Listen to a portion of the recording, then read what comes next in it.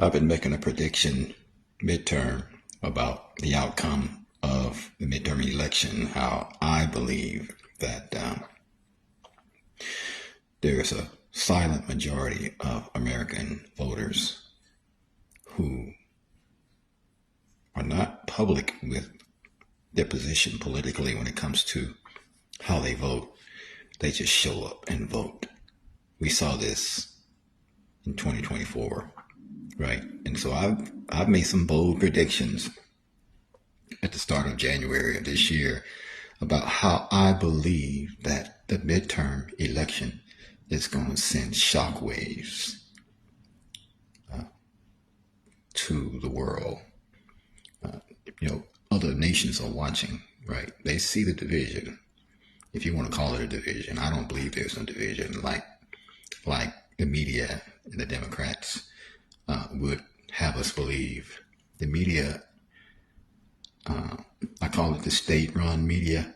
They are in full support of the left agenda, right? So I came across this video just now.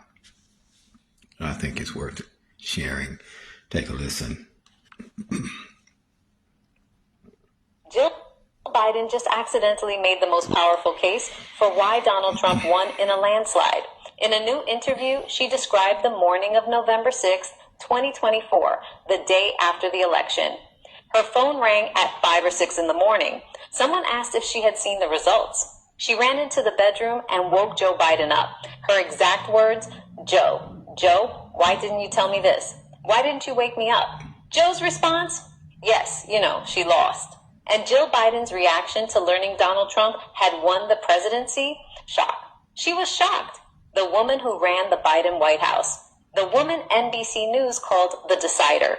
The woman who pushed her husband to run for re-election, vouched for his health publicly for years, and campaigned relentlessly for Kamala Harris, was shocked that Trump won. Her explanation? She saw the enthusiasm. She was on the road for Kamala. She saw the big crowds.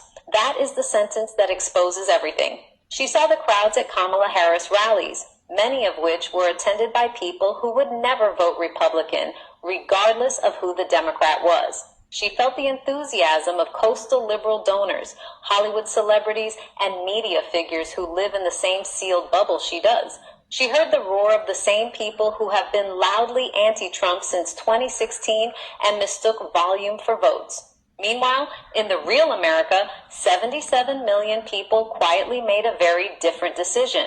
They saw grocery bills that doubled under Biden. They watched the border collapse. They watched crime explode in Democrat-run cities. They watched their retirement accounts stagnate. They watched Joe Biden shuffle across stages and deliver incoherent speeches while Jill Biden stood beside him, telling them he was sharp as a tack. They did not show up to rallies.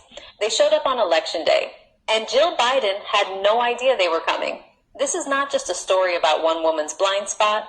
This is the story of an entire political class, so insulated from ordinary American life that they genuinely could not see what was right in front of them. They thought the crowds were the country. They were not. They thought the media coverage was reality. It was not.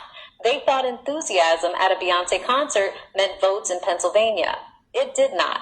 The Biden inner circle was not just out of touch. They built a bubble so airtight that on the morning America delivered its verdict, the woman who ran that White House woke her husband up in bed to ask why he had not told her. He had to say it out loud for her to believe it. She lost. Follow first signal, the Biden era post-mortem, told in their... Listen to this as well. I got something else I want you to hear. This is Dr. Oz. Yeah, remember him? Listen to what he has to say. Check this out.